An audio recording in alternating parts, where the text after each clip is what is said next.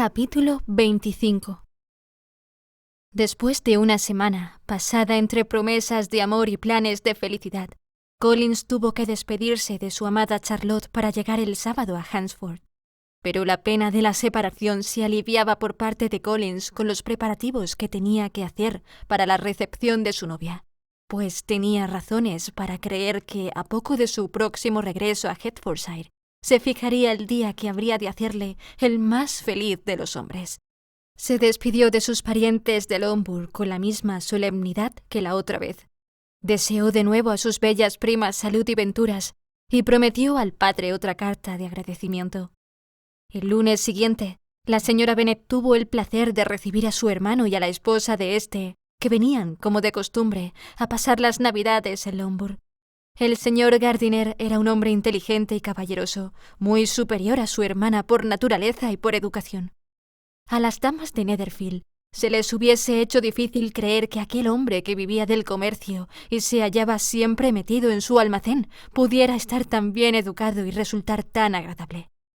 La señora Gardiner, bastante más joven que la señora Bennet y que la señora Phillips, era una mujer encantadora y elegante, a las que sus sobrinas de Longbourn adoraban, especialmente las dos mayores, con las que tenía una particular amistad.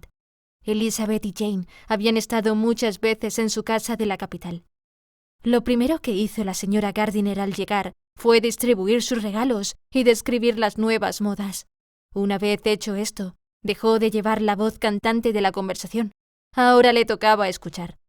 La señora Bennet tenía que contarle sus muchas desdichas y sus muchas quejas. Había sufrido muchas humillaciones desde la última vez que vio a su cuñada.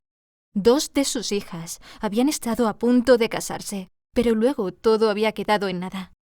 «No culpo a Jane», continuó, «porque se habría casado con el señor Bingley si hubiese podido.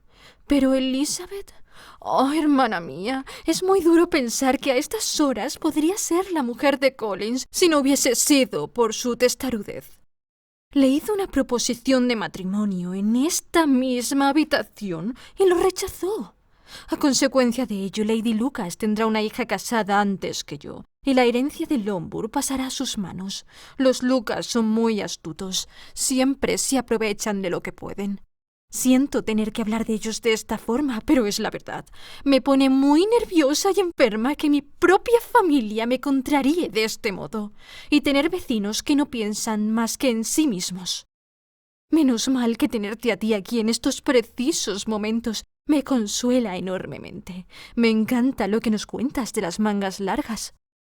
La señora Gardiner, que ya había tenido noticias del tema por la correspondencia que mantenía con Jane y Elizabeth, dio una respuesta breve y por compasión a sus sobrinas cambió de conversación. Cuando estuvo a solas luego con Elizabeth, volvió a hablar del asunto. «Parece que habría sido un buen partido para Jane», dijo. «Siento que se haya estropeado, pero estas cosas ocurren tan a menudo. Un joven como Bingley, tal y como tú me lo describes, se enamora con facilidad de una chica bonita por unas cuantas semanas y, si por casualidad se separan, la olvida con la misma facilidad. Esas inconstancias son muy frecuentes». «Si hubiera sido así, sería un gran consuelo», dijo Elizabeth. «Pero lo nuestro es diferente. Lo que nos ha pasado no ha sido casualidad. No es tan frecuente que unos amigos se interpongan y convenzan a un joven independiente de que deje de pensar en una muchacha de la que estaba locamente enamorado unos días antes». Pero esa expresión, locamente enamorado, está tan manida, es tan ambigua y tan indefinida, que no dice nada. Lo mismo se aplica a sentimientos nacidos a la media hora de haberse conocido que a un cariño fuerte y verdadero. Explícame cómo era el amor del señor Bingley. «Nunca vi una atracción más prometedora. Cuando estaba con Jane, no prestaba atención a nadie más. Se dedicaba por entero a ella. Cada vez que se veían, era más cierto y evidente. En su propio baile, desairó a 2 o 3 señoritas al no sacarlas a bailar, y yo le dirigí 2 veces la palabra sin obtener respuesta. ¿Puede haber síntomas más claros? ¿No es la descortesía con todos los demás la esencia misma del amor? De esa clase de amor que me figuro que sentía Bingley, sí. Pobre Jane. Lo siento por ella, pues dado su modo de ser, no olvidará tan fácilmente. Habría sido mejor que te hubiese ocurrido a ti, Lizzie. Tú te habrías resignado más pronto. Pero, ¿crees que podremos convencerla de que venga con nosotros a Londres? Le conviene un cambio de aires y puede que descansar un poco de su casa le venga mejor que ninguna otra cosa. A Elizabeth le pareció estupenda esta proposición y no dudó de que su hermana la aceptaría. Supongo, añadió, que no la detendrá el pensar que puede encontrarse con ese joven. Vivimos en zonas de la ciudad opuestas. Todas nuestras amistades son tan distintas y, como tú sabes, salimos tan poco, que es muy poco probable que eso suceda, a no ser que él venga expresamente a verla.